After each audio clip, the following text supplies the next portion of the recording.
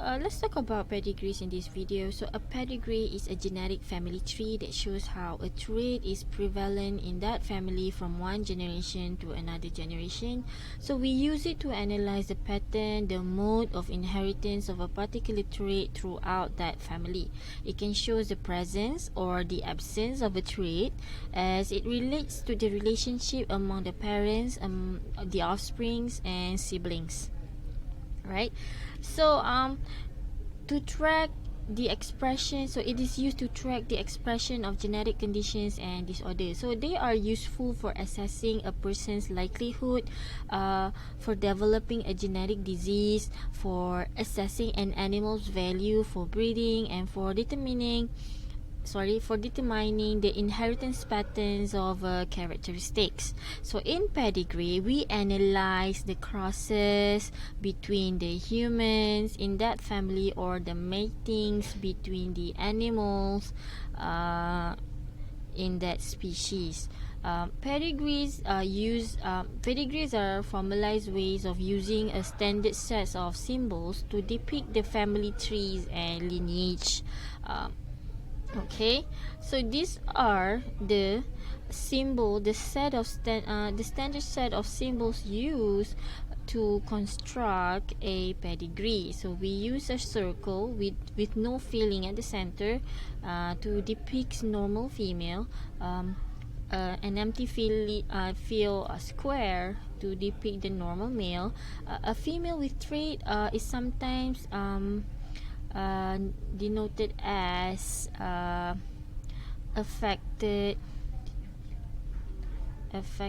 female, while the male with trait is the affected male, right? And then we have a carrier, a male.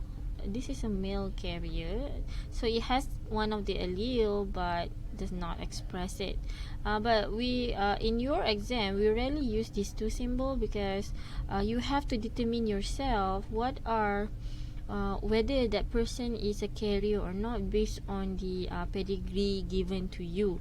Now, let's say this male is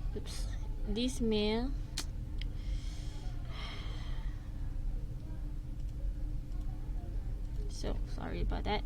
So this male is married to a female, right? And then they have 3 kids. Okay, like a daughter, a male. Let's see.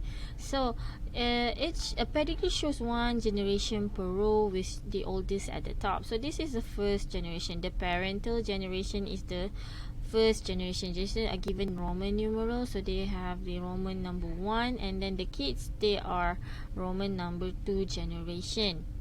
And if this kid, the second kid, they got married, he got married to someone, and then they have a kid, right?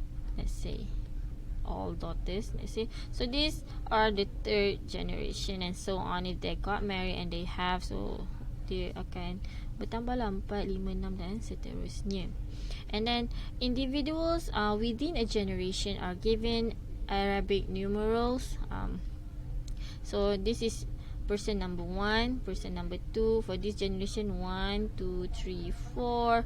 This is 1, 2, 3. So that's how we number the person in that generation row. And then the siblings are shown in order of the birth from left to right. So kakak sulung, anak kedua, anak ketiga. So that's how we construct a pedigree using a standardized symbol. By analyzing the pedigree, we can determine the genotypes, identify the phenotypes, and predict how a trait will be passed on in the future. So nanti based on the soalan, you kena analyze the pedigree, determine genotype untuk this person apa, or question can actually ask you something like macam, if this daughter number 1 of the third generation is married to someone yang affected with the trait, predict the possibility of the offspring to have the same trait as the affected male, something like that. Okay, So, with this information from a pedigree, it's possible to determine whether how a certain alleles are inherited, whether they are dominant, whether they are recessive, whether they are autosomal or sex linked. Okay.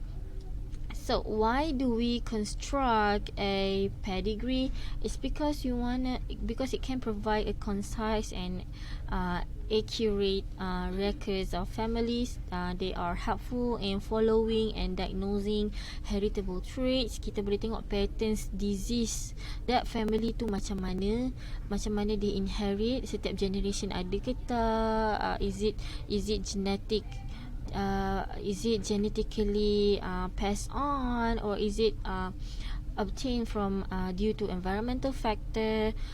We can determine through pedigree analysis, and then it's very useful in mapping genes that is responsible for that certain trait yang kita tengah analyse melalui pedigree itu. So that's about pedigree.